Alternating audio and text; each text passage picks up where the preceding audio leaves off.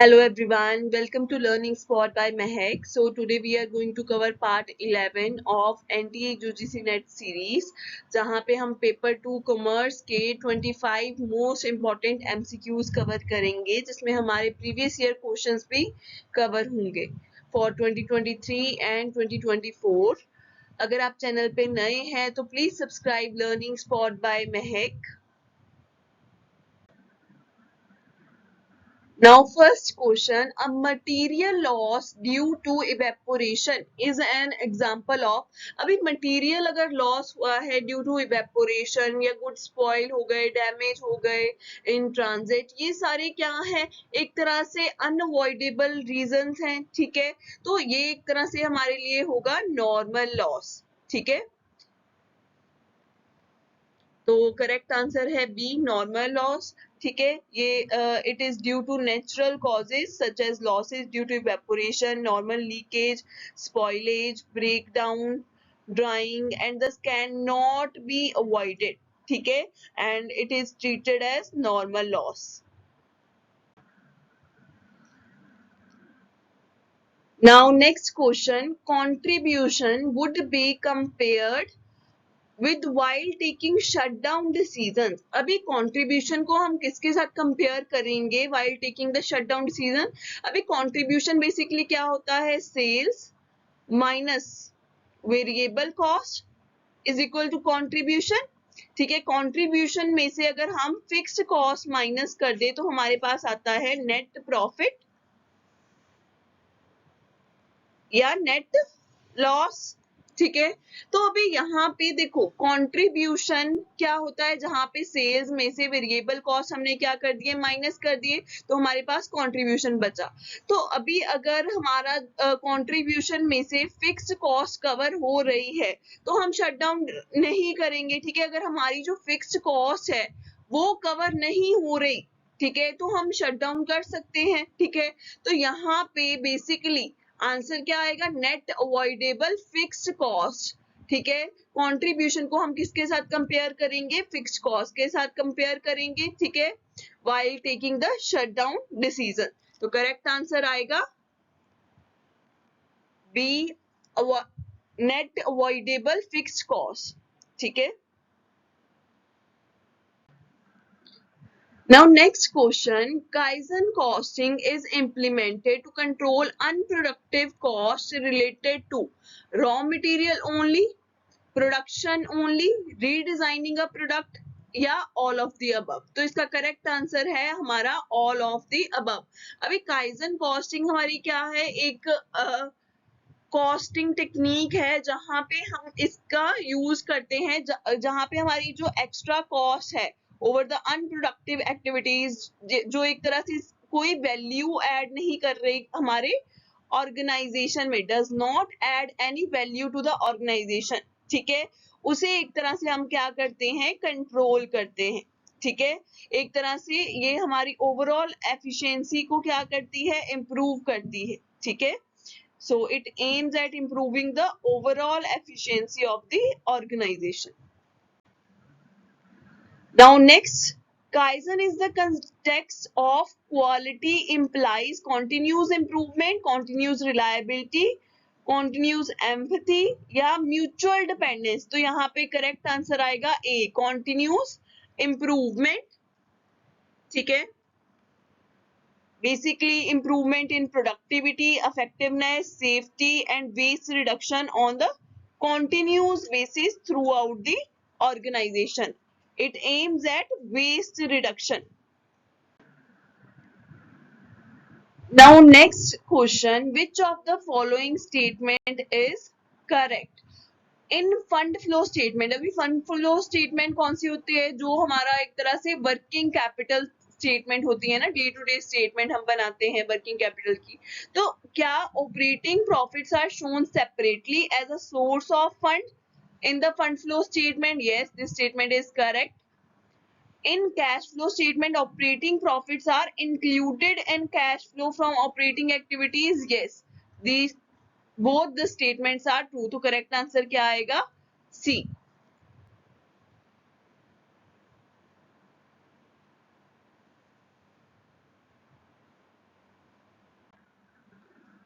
Now next question, all vouchers must be addressed to. अभी voucher किसको address किए जाते हैं? Employees, ऑथराइजिंग ऑफिसर, ऑडिटर या क्लाइंट. ठीक है, बेसिकली हमारा जो जितने भी वाउचर्स हैं हम क्लाइंट के नाम पे बनाते हैं. ठीक है, तो जितने भी वाउचर्स हैं वो किसको एड्रेस करते हैं? D client. ठीक है, एक तरह से वाउचर्स क्या है? प्रूफ होते हैं कोई भी ट्रांजेक्शन के. Voucher must necessary be address in the name of client for the confirmation as to genuineness of the transaction. Now, a transaction has not been recorded partially in the books of accounts. This is an error of. ठीक है, अभी यहाँ पे transaction हमने partially books में डाली ही नहीं है. ठीक है, तो वो क्या होता है हमारा? Error of omission. ओमिशन का मतलब है या तो हमने फुल्ली नहीं डाली या पार्शियली बुक्स में रिकॉर्ड ही नहीं की है. ठीक है, तो इसका करेक्ट आंसर आएगा ए, एरर ऑफ ओमिशन. या तो हमने दोनों ही एस्पेक्ट जो है ट्रांजैक्शन के वो मिस कर दिए या पार्शियली एंटर किए हैं, पार्शियली हमने मिस कर दिए. ठीक है, no record of such transaction occur in the books of account. उसे बोलेंगे हम error of omission. Now next question, a qualified opinion is given by the auditor when the auditor concludes that the misstatement are material but not pervasive to the financial statement, या misstatement are material but pervasive to the financial statement. Misstatement are material and pervasive to the extent that auditor is not able to obtain sufficient appropriate evidence. तो इसका correct answer हमारा आएगा ए. ठीक है, अगर miss statement जो है material है but not pervasive to the financial statement. ठीक है, तब ऑडिटर जो है क्वालिफाइड ओपिनियन देता है. ठीक है, qualified is generally given by an auditor when the financial statement are fairly prepared and presented, but there are certain misstatements. These misstatements are however not material in nature with respect to the financial statement. ठीक है, वैसे तो material है but financial statement के point of view से इतनी material नहीं है and are related to the limitation on the scope of the audit such that auditor was not able to gain sufficient evidence to the verify the transaction and the opinion is still acceptable to the various stakeholders.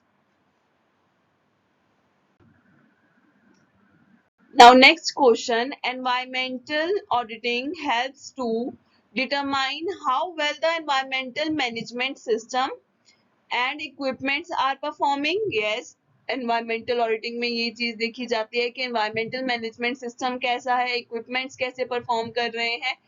Verify compliance with the relevant national, local and other laws means कि यहाँ पे जब हम financial statement prepare करते हैं तो जितने भी compliances हैं वो हमने follow किए हैं. ठीक है या नहीं. Minimize human exposure to risk from environmental, health and safety problems. तो ये तीनों ही statement हमारी क्या है?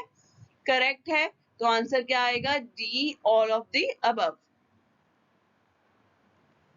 Environmental auditing is done for measuring the effect of certain activities on the environmental against specific standards. It establishes how well the environmental management system are performing, ensure compliance with the related laws and regulation and minimize the risk exposure. Now next, when demand is inelastic, the consumer suffers a net loss from the price control या incur net gain from the price control या no gain no loss, might incur a net loss or net gain from the price control depending upon the other factors. अभी यहाँ पे जब demand क्या है? Inelastic है तो एक तरह से कंज्यूमर क्या करेगा? नेट लॉस सफर करेगा from the price control. When demand is inelastic, the consumer will suffer a net loss. This is because the consumer value these goods highly and those who are rationed out of the suffer a large loss. जैसे कि demand for oil and gas explain this mechanism, जहां पे price चाहे जितने मर्जी increase हो जाए, oil और गैस जो है वो दोनों यूज होंगे ही, ठीक है। जैसे सॉल्ट है, जितना हम यूज करते हैं उतना ही यूज करेंगे। Now next, if an increase in consumers income lead to decrease in demand for bus rides, then the bus ride is normal good, complementary good, substitute good या inferior goods। तो basically अगर हमारी income increase होती है, ठीक है, तो अगर हमारी डिमांड डिक्रीज हो रही है तो वो गुड्स हमारे लिए क्या थे, इंफीरियर, ठीक है, एक तरह से इंफीरियर। तो आंसर आएगा डी एंड इंफीरियर।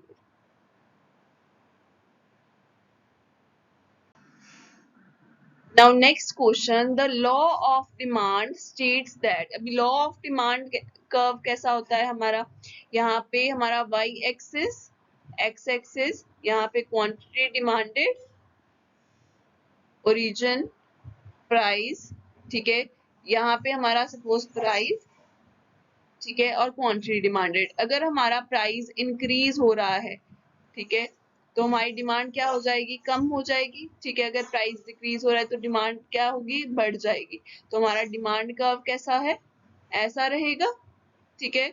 अभी हम पढ़ते हैं स्टेटमेंट्स और देखते हैं सही है या नहीं। An increase in price of goods shift the demand curve rightward. अभी अगर हमारा प्राइस इंक्रीज हुआ है, ठीक है, तो डिमांड हमारी क्या हुई, लेफ्ट वर्ड को शिफ्ट हुआ है, ठीक है। तो ये स्टेटमेंट हमारी क्या है, गलत है। Other thing remaining constant, the lower price of goods smaller the quantity demanded, नहीं, ये स्टेटमेंट भी हमारी क्या है, गलत है। अगर प्राइस हमारा लो होता है, ठीक है, क्वांटिटी डिमांडेड हमारी क्या होती है, इंक्रीज होती है, ठीक है। Other thing remaining constant, higher the price of goods larger the quantity demanded, ये स्टेटमेंट भी हमारी क्या है, गलत है। प्राइस अगर हमारा हाई जाता है तो क्वांटिटी डिमांडेड क्या है, डिक्रीज हो जाता है, ठीक है। And decrease in price of goods does not shift the demand curve leftward, ठीक है। तो यहाँ पे अगर हम देखें डिक्रीज इन प्राइस, प्राइस क्या हुआ, डिक्रीज हुआ, ठीक है। तो यहाँ पे डिमांड कर्व क्या हुआ, राइट वर्ड शिफ्ट हुआ, ठीक है। तो ये स्टेटमेंट हमारी बिल्कुल करेक्ट है। डिमांड अगर हमारा प्राइस डिक्रीज होता है तो हमारा जो डिमांड कर्व है राइट वर्ड को शिफ्ट होता है, ना कि लेफ्ट वर्ड को। तो ये स्टेटमेंट हमारी बिल्कुल correct. Now next question, marginal utility is low and total utility is high for necessary goods, ठीक है। नेसेसरी गुड्स में हमारी मार्जिनल यूटिलिटी क्या होती है, लो मीन सेटिस्फेक्शन, जो एडिशनल सेटिस्फेक्शन हमें मिलती है वो कम होती है, ठीक है। बट टोटल यूटिलिटी उसमें क्या होती है, हाई होती है। ये स्टेटमेंट किसने एक्सप्लेन की है, एक तरह से डायमंड वाटर पैराडॉक्स में, ठीक है। ये हमारा एक इम्पॉर्टेंट कंसेप्ट है इकोनॉमिक्स का, ठीक है, जो हम एक अलग वीडियो में भी कंसेप्ट को समझेंगे, ठीक है। तो इसका करेक्ट आंसर है diamond water paradox. Diamond water paradox, the decision between the consumption of two goods is based on the marginal benefit rather than the total benefit. Total utility of necessary goods like water might be high, but still consumer would choose a luxury good because it has high marginal utility. The total value of the water is far greater than the total of all the diamonds. अगर हम देखें एक diamond, ठीक है, एक diamond अगर हम खरीदते हैं, ठीक है, और एक पानी की बोतल खरीदते हैं, ठीक है, ये आएगी कुछ 20 रुपए की और ये आएगा कुछ 20 लाख रुपए का, ठीक है। तो यहाँ पे अगर हम देखें, जब आप बहुत ज्यादा प्यासे हो तो वाटर आपकी प्यास बुझाएगा या डायमंड, तो आपकी लाइफ में किसकी ज्यादा वैल्यू है, वाटर की, ठीक है। तो यहाँ पे एक तरह से यही एक कंसेप्ट है डायमंड वाटर पैराडॉक्स, जो हम एक अलग वीडियो में भी कंसेप्ट इसको अच्छे से समझेंगे। तो यहाँ पे इन्होंने इस पैराडॉक्स में ये स्टेटमेंट दी गई है, marginal utility is low, total utility is high for necessary goods. Now, economies of scale impact the cost in the following way: total cost fall, marginal cost increase, revenue fall या average cost fall। Economies of scale का जो impact है cost पे, एक तरह से average cost जो हमारी है वो क्या होती है, fall हो जाती है। ठीक है, तो इसका correct answer है D।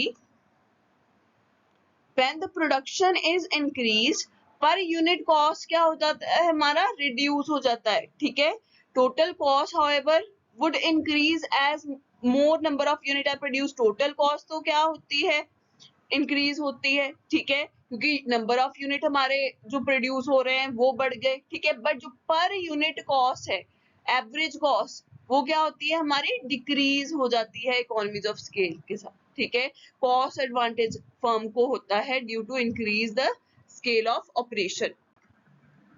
Now next, marginal cost at any point is given by the slope of total cost curve, slope of total variable cost, slope of average cost या both A and B। एक तरह से total cost curve और total variable cost curve दोनों ही हमें एक तरह से marginal cost का point जो है देते हैं। ठीक है, the slope of total cost curve and slope of total average variable cost is the same and is given by the marginal cost। एक तरह से अगर marginal cost क्या होता है, total cost का difference। ठीक है, total cost n और total cost n minus 1। ठीक है, तो एक तरह से दोनों ही हमें क्या देते हैं, marginal cost। Now next question, a decrease in demand for good in the market will lead to। अभी यहाँ पे देखो, यहाँ पे हमारा प्राइस होता है, यहाँ पे क्वांटिटी डिमांडेड। ठीक है, अभी यहाँ पे हमारा डिमांड का वैसा होता है, यहाँ पे देखो डिमांड अगर डिक्रीज हो रही है मतलब प्राइस क्या हो रहा है, इंक्रीज हो रहा है। ठीक है, ठीक है, डिमांड डिक्रीज हुई। ठीक है, तो अगर डिमांड डिक्रीज हो रही है तो हमारा जो इक्विलिब्रियम प्राइस है, ठीक है, वो क्या होगा, बढ़ेगा या कम होगा। इक्विलिब्रियम पॉइंट और इक्विलिब्रियम लेवल दोनों क्या होंगे, कम होंगे। ठीक है, इक्विलिब्रियम आउटपुट और इक्विलिब्रियम प्राइस दोनों ही हमारे क्या होंगे, डिक्रीज हो जाएंगे। ठीक है, तो इसका करेक्ट आंसर हमारा आएगा a lower equilibrium price and a equilibrium output। ठीक है, a change in demand leads to change in equilibrium price and output in the same direction। ठीक है, same direction में ही हमारा equilibrium price and output change होता है। When there is decrease in demand, it should be matched with the decrease in prices so as to increase the demand, so the equilibrium will too shift in this direction। Now next question, in the short run profit maximizing condition in a monopoly are। अभी यहाँ पे short run में profit maximising condition कौन सी होती है, monopoly में। ठीक है, जब हमारा MC मार्जिनल कॉस्ट इक्वल हो मार्जिनल रेवेन्यू के, और जो हमारा स्लोप ऑफ मार्जिनल रेवेन्यू है, ठीक है, slope of marginal revenue less than slope of marginal cost हो at the point of intersection। तो इसका करेक्ट आंसर है हमारा B। ठीक है, the two condition of profit maximizing the short run of monopoly are MC is equal to MR and the slope of MR is less than the slope of MC at the point of intersection। ठीक है, profit are maximized when the firm chooses the level of output at which the marginal revenue is matched with the marginal cost। Now next question, which of the following is not true for an oligopoly। First cartel is an example of formal tacit collusion. First statement ही हमारी गलत है, ठीक है। यहाँ पे जो cartel है वो एग्जाम्पल होता है फॉर्मल टेसिट कल्यूजन का, ठीक है। ये स्टेटमेंट हमारी गलत है, एक्चुअल में ये एक्सप्लिसिट कल्यूजन का फॉर्म है, ठीक है। The rest of the statement are correct. Under the kinked demand theory prices of oligopolist are sticky. The price leadership is informal collusion. In the zero-sum game, the benefit of one firm must be matched with the losses of other firm. ये भी बिल्कुल correct statement है ये तीनों। First statement हमारी क्या है, गलत है। Cartel is an example of explicit कल्यूजन, ठीक है, करेक्ट हमारा ये है। नेक्स्ट है which among the following is not a discounted cash flow technique. अभी यहाँ पे एनपीवी में भी discount cash flow technique use की जाती है, आईआरआर में, डिजायरेबिलिटी फैक्टर में भी, बट पेबैक पीरियड में हम डिस्काउंटेड कैश फ्लो टेक्निक का यूज नहीं करते, ठीक है। तो करेक्ट आंसर है D, the payback period is one of the traditional technique of capital budgeting that does not consider the time value of money. All the discounting technique consider the time value of money. Now next question, which of the following is not a type of lease? Net lease, a wet and dry lease, cross border lease, discounted lease. इसमें से हमारा जो discounted lease है वो lease का type नहीं है, ठीक है। तो यहाँ पे correct answer is D.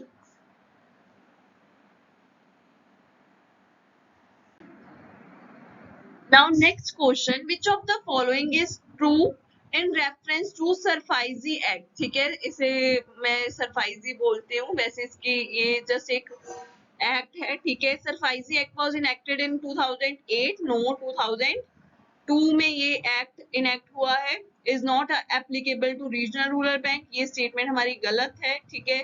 It was amended in 2018, ये भी गलत है, ठीक है। It aims eight rapid recovery of non performing asset, ये बिल्कुल करेक्ट स्टेटमेंट है हमारी, तो डी आंसर आएगा हमारा। This act came into force in 2002. It aims at allowing bank to auction commercial and residential property for recovery of loans and thus reduce the non performing assets, ठीक है। इसका full form अगर हमें देखें, securitisation and reconstruction of financial asset and enforcement of security interest act, ठीक है। ये 2002 में इनएक्ट हुआ है। Now next question, capital structure has no bearing on which of the following? अभी यहाँ पे tax liability, interest payment obligation, earning per share या ईबीआईटी, इनमें से किस पे बियरिंग नहीं है, बियरिंग कॉस्ट नहीं है, ठीक है। तो यहाँ पे ईबीआईटी में, ठीक है, earning before interest and tax, यहाँ पे कोई बियरिंग नहीं है, क्योंकि टैक्स लाइबिलिटी भी एक तरह से हमें पे करनी पड़ती है। टैक्स अगर हमारा बन रहा है तो हमें पे करना है, इंटरेस्ट की पेमेंट जो है हमें करनी ही पड़ती है, अर्निंग पर शेयर कंपनी को पे करना पड़ता है टाइम पे, ये तीनों ही हमारा बियरिंग है। बट ईबीआईटी हमारा क्या है, ये हमारा अपना है, इसमें कोई बियरिंग नहीं है। Now next question, which of the following statement is not true with respect to NPV and IRR, ठीक है। Both NPV and IRR are discounted cash flow techniques. Yes, this statement is correct. Both consider the reinvestment rate assumption.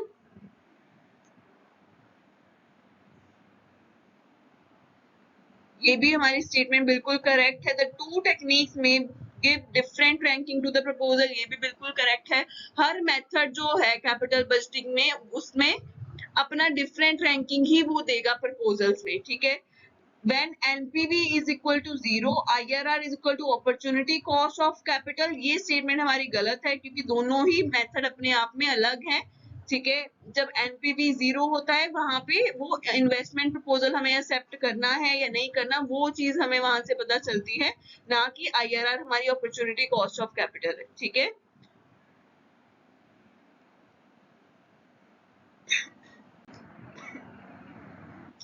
Now dash credit period from supplier leads to dash of operating cycle. Increasing credit period from supplier leads to dash shortening the operating cycle. ये हमारा गलत है. Decreasing credit period from supplier leads to decrease in operating cycle. Increase lengthening, decreasing lengthening. तो यहाँ पे एक तरह से इसका करेक्ट आंसर है अगर हम क्रेडिट पीरियड इंक्रीज करते हैं, ठीक है, मतलब उतना ही लेट हमें पैसा मिलेगा, उतना ही लेट हमारा जो ऑपरेटिंग साइकिल है लंबा चलेगा, ठीक है, तो इसका करेक्ट आंसर है सी. If the credit period is increased, the cash conversion cycle will be increased too. Customer will take a longer time to pay and thus a longer time would be required to collect cash from the customer from goods sold. Customer will take longer to pay for the goods. ठीक है ना. जैसे अगर हम supplier को पैसा जो है वो थोड़ा लेट देंगे, मतलब क्रेडिट पीरियड हमारा क्या है, ज्यादा लंबा है, ठीक है, तो उतना ही लंबा ऑपरेटिंग साइकिल होगा, उतनी ही लेट हमें कस्टमर से पैसा मिलेगा, उतनी ही लेट हम सप्लायर को पैसा देंगे, तो एक तरह से ऑपरेटिंग साइकिल क्या होगा, ज्यादा लेंथनिंग होगा, ठीक है. Now last question, Linter's model of dividend policy consider which of the following: earning per share of preceding year, earning per share of current year या dividend payout ratio. ये तीनों ही एक तरह से Linter's model of dividend policy में consider किए जाते हैं, तो आंसर आएगा हमारा D.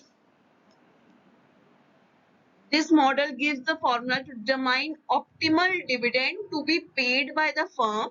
It focuses on the target dividend payout ratio and on the time period it takes to reach the target rate and stability.